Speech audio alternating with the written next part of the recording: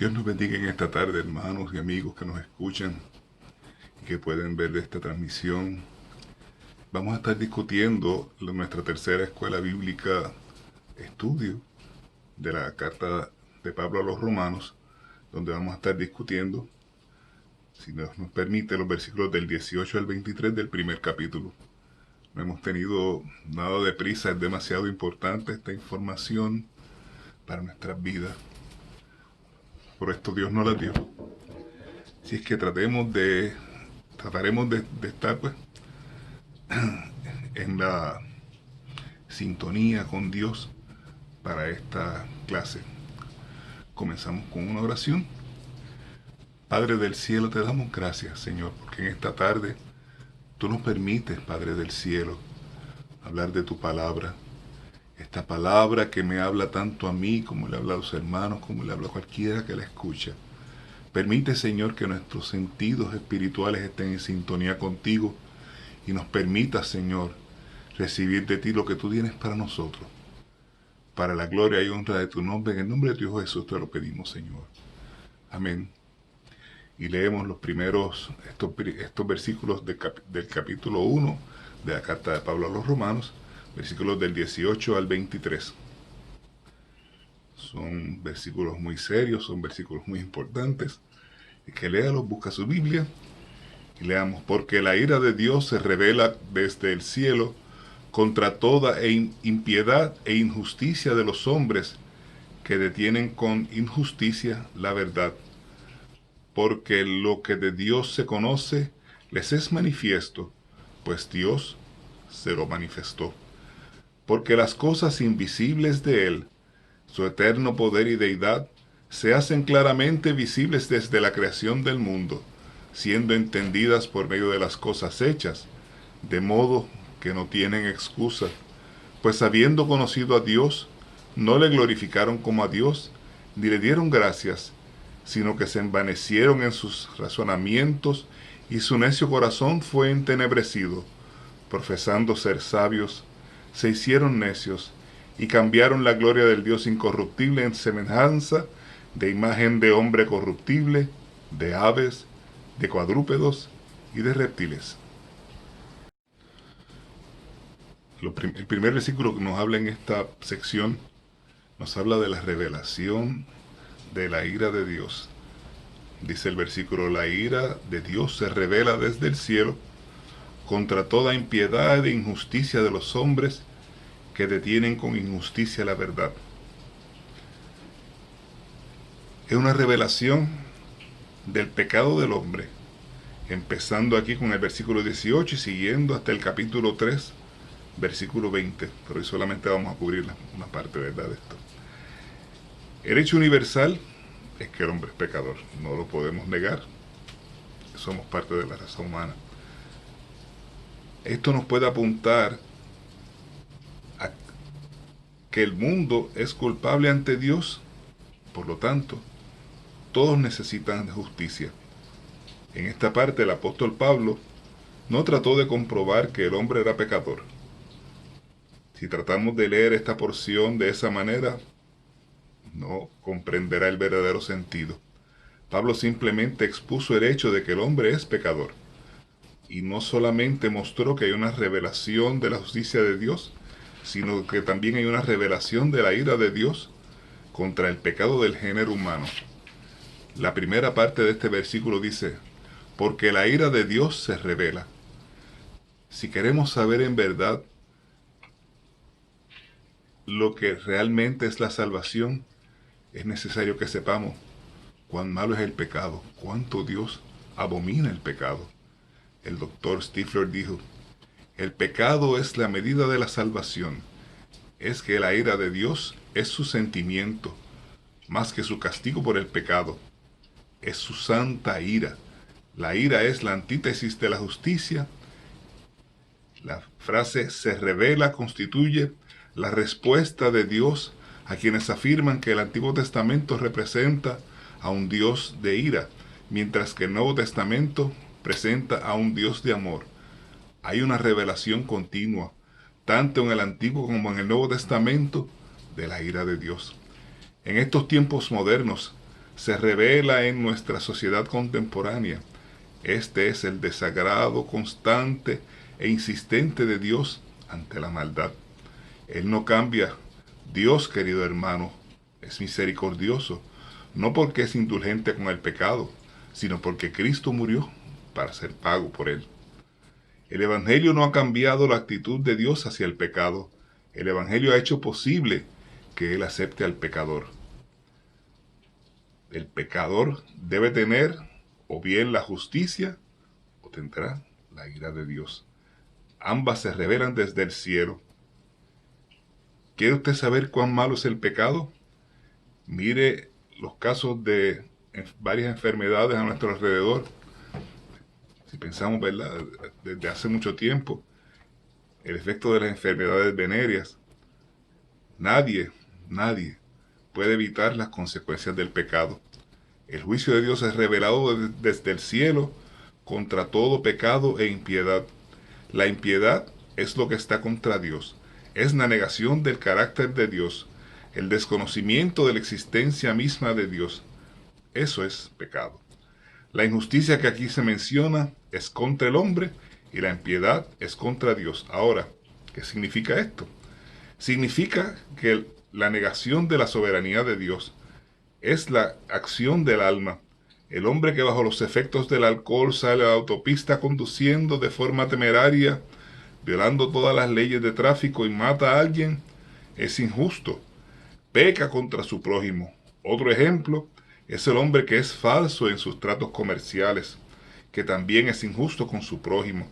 Y Dios, querido hermano, aborrece la injusticia y la juzgará. Hay muchos que impiden con su maldad que se conozca la verdad, pero la ira de Dios será revelada. Aquellos que detienen la verdad divina por vivir pecando, caerán bajo el juicio de Dios. Consideremos entonces la revelación de la persona y el poder de Dios en la creación. Veamos los versículos 19 y 20 de este primer capítulo de la carta a los Romanos. Nos dicen estos versículos: porque lo que de Dios se conoce les es manifiesto, pues Dios se los manifestó. Lo invisible de él, su eterno poder y su deidad, se hacen claramente visibles desde la creación del mundo y se puede discernir por medio de las cosas hechas, por lo tanto, no tienen excusa. Hay una revelación original y general de Dios. El universo en el cual vivimos nos habla de dos cosas en cuanto a Dios: de su persona y de su poder, que han sido visibles desde el tiempo en que el mundo fue creado. Ahora, ¿cómo puede ser vistas las cosas invisibles? Pablo hizo esta declaración paradójica para inculcar a sus lectores lo que algunos llaman la luz oscura o confusa de la naturaleza, que viene siendo una falsedad concebida por los seres humanos. La creación es una luz clara de la revelación, que declara que hay un Dios invisible. La creación es uno de los métodos por los cuales Dios se revela. Es la primera revelación. El salmista dijo en el Salmo 8, versículo 3, cuando veo tus cielos, obra de tus dedos, la luna y las estrellas que tú formaste. Luego dice en el Salmo 19, los versículos del 1 al 3, los cielos cuentan la gloria de Dios y el firmamento anuncia de la obra de sus manos. Un día emite palabra a otro día y una noche a otra noche declara sabiduría. No hay lenguaje ni palabras, ni es oída su voz. Y en el capítulo 14 del libro de los Hechos, versículo 17, dijo el apóstol Pablo: si bien no se dejó a sí mismo sin testimonio, haciendo bien, dándonos lluvia del cielo y tiempos fructíferos, llenando de sustento y de alegría nuestros corazones. Y una vez más, en el capítulo 17 de los Hechos, el versículo 19, Pablo nos dijo: siendo pues linaje de Dios, no debemos pensar que la divinidad sea semejante a oro, o plata, o piedra, escultura de arte y de imaginación de los hombres. Recordemos que nos dice este versículo también, que nos revela su eterno poder y deidad. Su poder y su persona. La creación revela el poder y la existencia inmutable de Dios. El doctor Denny escribió: hay aquello dentro del hombre que capta también el significado de todo lo que está afuera, como para alcanzar un conocimiento instintivo de Dios. Esto es, hay suficiente revelación de Dios en la creación como para haber guardado de idolatría al hombre antiguo y de ateísmo al hombre moderno. Hendrik Van Loon declaró lo siguiente cuando hizo su primera visita al cañón de Colorado en los Estados Unidos y dijo: vine aquí ateo, pero me voy creyente. El Salmo 14, versículo 1 dice el necio en su corazón, no hay Dios. Y la palabra para necio en este versículo se refiere a alguien que habla con ignorancia, imprudencia o presunción. La última parte del versículo 20 nos dice: de modo que no tienen excusa. La creación revela con tanta claridad a Dios que el ser humano no tiene excusa. Hay una cosa que yo siempre pienso y la aprendí hace un tiempito, ¿verdad? Básicamente desde el principio que me convertí. Es que si uno tiene dudas en algún momento de la existencia de Dios, la pregunta que uno debe hacerse inmediatamente es: si alguna vez hubiera habido nada, ¿qué habría en este momento? La respuesta es nada. Pero alguien con todo el poder creó un universo. Habrá otras explicaciones que la gente nos da, de alienígenas, de explosiones, de la gran explosión, ¿verdad?, que creó todo. Pero aún eso hubiera tenido que venir de alguien. Y ahí es donde entra Dios. Créalo. La creación revela la existencia de un Dios poderoso.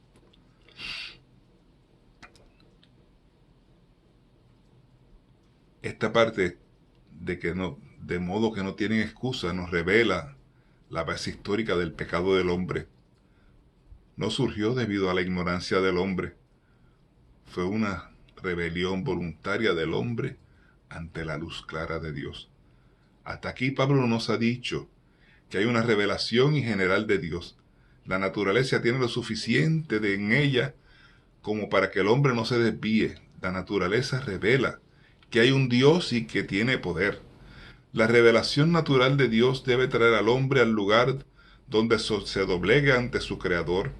Y cuando el hombre se doblega ante Dios, se dará cuenta que hay una revelación especial de Dios.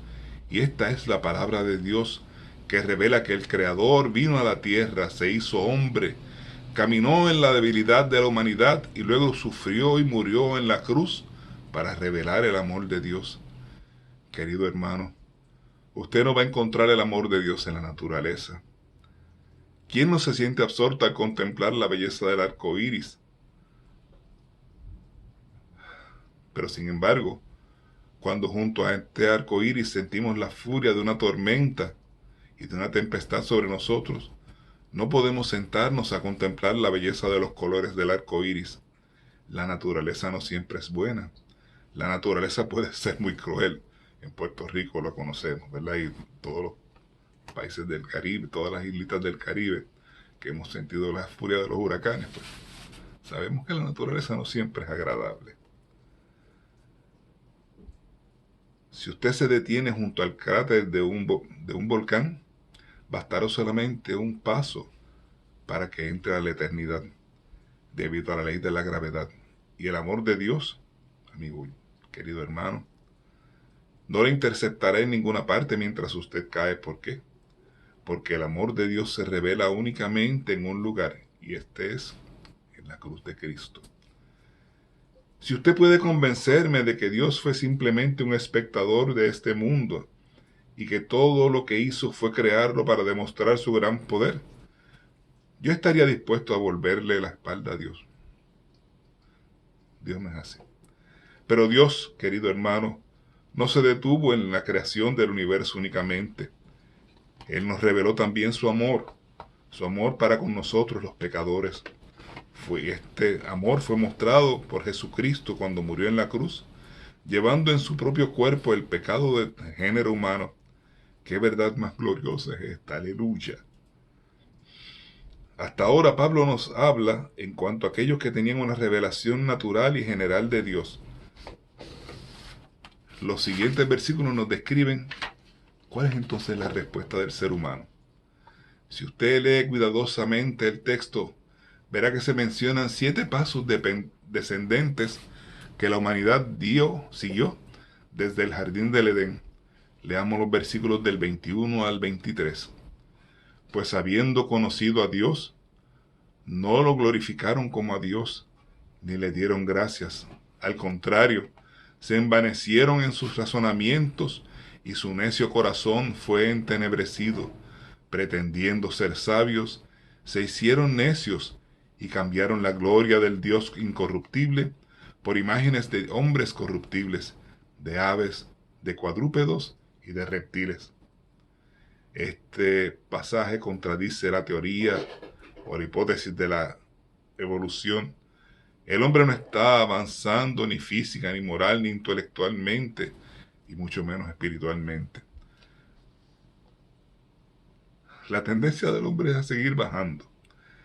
Esto contradice todas las antologías de la religión, la cual comienza presentando al hombre en su estado primitivo como algún tipo de cavernícola con pocas cualidades intelectuales, que comenzó lentamente a progresar intelectualmente, lo cual finalmente comenzó a acercarle a Dios. La verdad es que el hombre se está alejando de Dios, y el mundo probablemente se halla más lejos de Dios en el día de hoy de lo que jamás se haya encontrado en toda su historia. La realidad es que toda tribu primitiva tiene alguna tradición que comprueba el hecho de que en el principio sus antepasados conocieron a Dios. El doctor Vincent lo explicó de la siguiente manera. Creo que se puede comprobar de hecho que cualquier tipo de gente, inclusive los salvajes más viles, en cualquier periodo de su vida, sabían mucho más que lo que hicieron y sabían lo suficiente como para poder progresar cómodamente y poder desarrollarse si solo hubieran hecho lo que ningún hombre hace, si solo hubieran hecho lo que sabían que debían hacer y que podían hacer. Ningún tipo de gente ha vivido jamás conforme a la luz que ha tenido. Ni siquiera el salvaje ha hecho esto. La tradición revela que alguna vez en el principio adoraban al Dios vivo y verdadero, pero cuando conocieron a Dios, se alejaron de él. Los pasos consecutivos o sucesivos, según el apóstol Pablo, son los siguientes. Primero, habiendo conocido a Dios. Y aquí debiéramos leer mejor, conociendo a Dios. Ahora, esto no quiere decir un conocimiento personal o íntimo, sino que conocieron como una persona y vieron su poder en la creación. Por toda la escritura se enseña que el hombre tuvo una revelación primitiva de Dios y que se apartó de ella.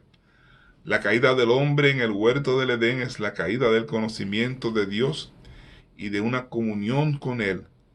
Cayó de la esfera del conocimiento de Dios y de la esfera de la comunión con Dios. El segundo paso es, no le glorificaron como a Dios, no le dieron su debido lugar y el hombre llegó entonces a ser independiente, autosuficiente y altivo. No es extraño, pues, que los hombres proclamasen en un momento de la historia que Dios estaba muerto. En el pasado la familia humana no sugirió que Dios estaba muerto, simplemente le volvieron la espalda a Dios y convirtieron al hombre en su Dios. Pobres dioses que hemos sido. El tercer paso es, ni le dieron gracias. El dejar de dar gracias a Dios revela que el hombre ha roto su relación con Dios. El dar gracias es parte integrante de la vida cristiana. El apóstol Pablo dice en su primera carta a los tesalonicenses, capítulo 5, versículo 18, dad gracias en todo, porque esta es la voluntad de Dios para con vosotros en Cristo Jesús. La ingratitud constituye uno de los peores pecados. El autor William Shakespeare dijo, Aborrezco más la ingratitud en un hombre que la mentira, la vanidad, la murmuración, la borrachera o cualquiera otra mancha de vicio. El Señor Jesús, querido hermano, sanó a 10 leprosos, pero solamente uno volvió para darle las gracias. El cuarto paso de los hombres alejándose de Dios conduce a la oscuridad, y lo tenemos en las siguientes palabras: sino que se envanecieron en sus razonamientos. El verbo para se envanecieron se deriva de la misma raíz de la palabra de los judíos para ídolos, mataía. Cuando el hombre rehúsa retener a Dios en sus pensamientos, entonces la vanidad llena el vacío. El hombre se envanece en sus imaginaciones, y uno de los resultados es la hipótesis de la evolución. Al ser descartado el Dios de la creación, el hombre imagina toda clase de filosofías en cuanto a la creación del mundo. Santo Dios. El quinto paso descendente se encuentra en la siguiente frase: y su necio, esto es, no inteligente corazón, en lugar de las emociones, el juicio y la voluntad, fue oscurecido. O sea, recibió tinieblas espirituales. Aquí se trata de la rebelión intelectual contra Dios, que continúa aún en el día de hoy. Esto conduce a la inhabilidad para distinguir o discernir entre la verdad y el error. Este es el motivo por el cual muchos de los intelectuales en nuestros días se han entregado completamente a ideologías ateas. Habiendo rechazado la revelación de Dios, aceptan los razonamientos de los hombres. El próximo paso es el siguiente: profesando ser sabios, se hicieron necios. Y esta es otra declaración paradójica. La sabiduría jactanciosa de los hombres es locura para con Dios. Como dijo el apóstol Pablo en su primera carta a los Corintios, capítulo 1, versículo 21, puesto que el mundo mediante su sabiduría no reconoció a Dios a través de las obras que manifiestan su sabiduría, agradó a Dios salvar a los creyentes por la locura de la predicación. Y sexto y último paso que nos habla de la degeneración del ser humano, nos sale en el versículo 23. Cambiaron la gloria del Dios incorruptible en la imagen de hombre corruptible, de aves, de cuadrúpedos y de reptiles. Los griegos hicieron que sus dioses parecieran seres humanos. Los asirios, egipcios y babilonios, por otra parte, hicieron que sus dioses tuvieran el aspecto de bestias, aves y reptiles. Los romanos combinaron los dos métodos. La idolatría, dijimos, es la caricatura de Dios y constituye una difamación y estigma contra Él. Ahora, el hombre no comenzó como idolatría. El salvaje del día de hoy es muy diferente al hombre primitivo. El hombre primitivo era monoteísta, o sea que creía en un solo Dios. La idolatría no fue implantada hasta más tarde. La primera mención de la idolatría en la Biblia se hizo en la historia de Raquel, cuando robó los ídolos de su padre. También se mencionó en el libro de Josué, capítulo 24, versículo 2, donde leemos: y dijo Josué a todo el pueblo: así dice el Señor, Dios de Israel, vuestros padres habitaron en lugares antiguamente al otro lado del río, esto es, Taré, padre de Abraham y de Nacor, y servían a dioses extraños. Como podemos ver, el hombre descendió, nunca ascendió. La antigua ciudad de Éfeso, bajo el gobierno del Imperio Romano, alcanzó el grado de cultura más alto que cualquier ciudad jamás haya alcanzado. Sin embargo, el centro de la idolatría de esta ciudad fue una de las imágenes más horribles que se pudo imaginar. Fue en el templo, una de las 7 maravillas del mundo antiguo, donde se encontró esta imagen de Diana. Las personas llegaban al templo y gritaban diciendo: grande es Diana de los Efesios, como nos dice el doctor Lucas en el libro de los Hechos, capítulo 19, versículo 28. Diana, No era una de las imágenes hermosas como aquellas de la escultura griega. Una gran inmoralidad y prácticas deshonestas tuvieron lugar, en ese templo. Cambiaron la gloria del Dios inmortal por imágenes del hombre mortal. La idolatría consiste en hacer caricaturas del Dios vivo. Es interesante leer la opinión de Sir William Ramsay, quien fue durante un tiempo un creyente no creyente muy acérrimo. En su libro Las ciudades de Pablo, opinó que en su experiencia y lecturas no pudo confirmar las suposiciones de la historia religiosa moderna. En cambio, sí pudo confirmar las afirmaciones del apóstol Pablo, y añadió que, con raras excepciones, la historia de la religión entre los seres humanos es una historia de la degeneración. Él pensaba que había un hecho innegable en la historia humana, que el ser humano se degeneraba a sí mismo y que progresaba en sus esfuerzos por mantener el cuerpo social puro y sano únicamente en la medida en que albergara en su interior devoción y simpatía por la vida divina. Lo único práctico que el hombre puede hacer, querido hermano, querido amigo, es volverse al Dios vivo y verdadero. Detenemos en estos momentos la clase de esta ocasión y nos dejamos hasta la próxima clase.